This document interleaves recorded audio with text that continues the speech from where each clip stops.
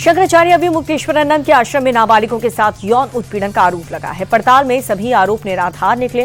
काशी का गुरुकुल विद्या मठ 5 नहीं बल्कि 3 मंजिला इमारत है। बेसमेंट से लेकर के टॉप फ्लोर तक कोई भी खास फैसिलिटी नहीं दिखी, जहां पर रोशनदान से गंगा के दर्शन होते हैं। स्विमिंग पूल नहीं। फर्स्ट फ्लोर पर बच्चे रहते हैं, सेकंड फ्लोर पर कैंटीन है, टॉप फ्लोर पर शंकराचार्य खुद रहते हैं और ध्यान साधना करते हैं। यौन शोषण मामले में एफआईआर और पुलिस की जांच तेज होने पर शंकराचार्य स्वामी अभी मुक्तेश्वरानंद ने बयान जारी करके अपना पक्ष रखा। शंकराचार्य ने साफ कहा कि आरोपी लगाने वाले लड़के कभी गुरुकुल में पढ़े ही नहीं, तो फिर शोषण कैसे हुआ? बच्चे क्या सीडी बना रहे थे? शंकराचार्य ने केस को झूठा बताया और कहा कि वो निश्चिंत है, हम कहीं भाग नहीं रहे। जनता सब कुछ जानती है, निचली कोर्ट जनता है, हाई कोर्ट हमारा मन, सुप्रीम कोर्ट ईश्वर है। आज नहीं तो कल सच सामने आ जाएगा। योगी आदित्यनाथ के सिंगापुर दौरे का पहला दिन सक्सेसफुल रहा। यूपी में विदेश निवेशकों का बढ़ावा देने के लिए लगभग 20,000 करोड़ रुपए के एमओयू साइन हुए हैं। अलग अलग कंपनीज और संस्थानों के यूपी में निवेश करने पर इंटरेस्ट दिखाया है और यूपी सरकार के क्लियर इन्वेस्टमेंट पॉलिसी पर निवेशकों ने भरोसा जताया। Green power, data command centre से लेकर के लॉजिस्टिक पावर और इंफ्रास्ट्रक्चर डेवलपमेंट पर बंपर निवेश के प्रस्ताव भी मिले हैं। यूपी के सीएम योगी आदित्यनाथ ने सिंगापुर में प्रवासी भारतीयों को संबोधित किया। योगी ने 9 साल में प्रदेश के विकास यात्रा का जिक्र किया। उन्होंने ये कहा कि मजबूत नेतृत्व के चलते हमने अराजकता वाले राज्य का विकास से जोड़ा है। आज धर्म और विकास यूपी की नई पहचान बनी। न कर्फ्यू है, न दंगा है, यूपी में सब चंगा है। योगी ने एआई समिट की कामयाबी पर भी खुशी जताई और कहा कि हम जल्द ही तीसरी सबसे बड़ी अर्थव्यवस्था बनेंगे।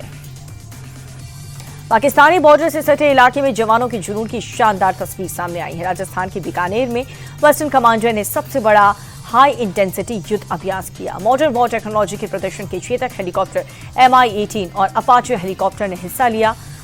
खड़ग शक्ति अभ्यास में ड्रोन से लेकर के टैंक तक की क्षमताओं की टेस्टिंग हुई। 24/7 युद्ध की तैयारी को लेकर के जांबाजों ने जबरदस्त जांबाजी दिखाई। गृहमंत्री अमित शाह ने दिल्ली में भारत टैक्सी ड्राइवर के साथ बातचीत की। शाह ने कहा कि इस टैक्सी को लॉन्च करने के पीछे का मकसद गाड़ी के मालिक को अमीर बनाना या फिर ड्राइवर को जो मेहनत कर रहा है उसे प्रॉफिट भी मिलना चाहिए, किसी अमीर को नहीं। दूसरी कंपनियों का मकसद है मालिकों को अमीर बनाना। हमारा मकसद भी मालिकों को अमीर बनाना है। फर्क सिर्फ इतना है कि यहाँ पर मालिक आप हैं। बता दें कि शाह 5 फरवरी को भारत की पहली सरकारी सहकारी आधारित कैब सेवा भारत टैक्सी लॉन्च की थी। तेलंगाना के मुख्यमंत्री रेवंत रेड्डी ने गांधी परिवार के लिए 1,000 करोड़ रुपए फंड जुटा करके देने की बात कही है। रेवंत रेड्डी ने कहा कि गांधी परिवार की 3 पीढ़ियों ने देश के लिए बलिदान दिया। अगर गांधी परिवार को पैसे की जरूरत है तो तेलंगाना कांग्रेस 1,000 करोड़ रुपए जुटा कर देगी।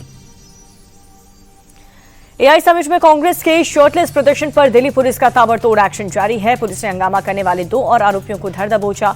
कोर्ट से दोनों आरोपियों को 3 दिन की पुलिस रिमांड पर भेज दिया गया। एमपी के भिंड में यूथ कांग्रेस के पूर्व जिला अध्यक्ष अजय कुमार वीमल और ग्वालियर जिले के यूथ कांग्रेस नेता राजा गुर्जर की गिरफ्तारी हुई। इस पूरे मामले में अब तक 7 आरोपी पकड़े गए हैं। हरियाणा के पानीपत में एक रिफाइनरी में उस समय हालात बिगड़ गए जब हड़ताल पर बैठे कर्मचारी और सुरक्षा बलों के बीच झड़प हो गई। दरअसल सुरक्षा बलों ने कर्मचारियों से शांतिपूर्ण तरीके से प्रदर्शन की अपील की थी, लेकिन कर्मचारी लाठी डंडों के साथ आगे बढ़ने लगे और पीछे से कुछ लोगों ने सुरक्षा बलों पर पथराव शुरू कर दिया।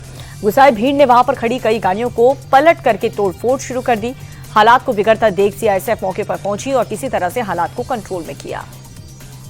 अहमदाबाद में सिर्फ टोकने पर एक शख्स की बेरहमी से हत्या कर दी गई है। मृतक हिमलेश परमार का कसूर सिर्फ इतना था कि उन्होंने अपने घर के पास लड़के को शोर मचाने से रोका था। वारदात का खौफनाक सीसीटीवी फुटेज सामने आया जिसमें 2 हमलावर हिमलेश पर चाकू से ताबड़तोड़ हमला करते हुए नजर आए। अहमदाबाद क्राइम ब्रांच ने महज कुछ घंटों में एक नाबालिग और उसके साथी गौतम को गिरफ्तार कर लिया। पुलिस के मुताबिक आरोपियों ने इस हत्या के लिए खास तौर पर चाकू खरीदा था। फिलहाल दोनों आरोपी पुलिस की गिरफ्त में हैं।